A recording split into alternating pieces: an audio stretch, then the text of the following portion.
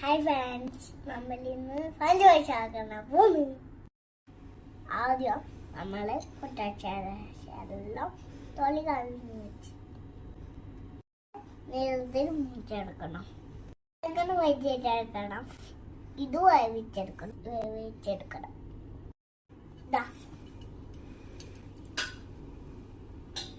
ചെറുതായിട്ട് വേവിച്ചെടുക്കണം.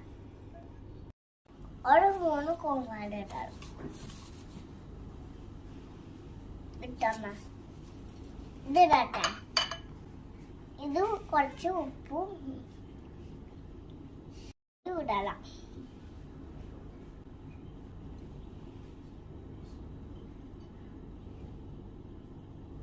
ആയിട്ട് വിളിച്ചോക്കണം. വിളിച്ചോക്കട്ടെ കേട്ടെ. റെഡിയായി.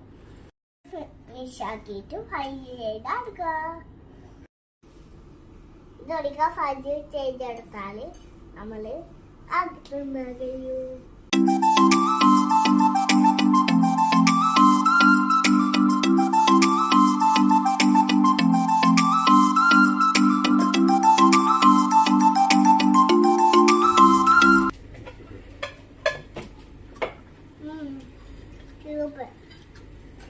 എല്ലാവരും ഫ്രഞ്ച് ഫ്രൈസ് വീട്ടിൽ ഉണ്ടാക്കണേ.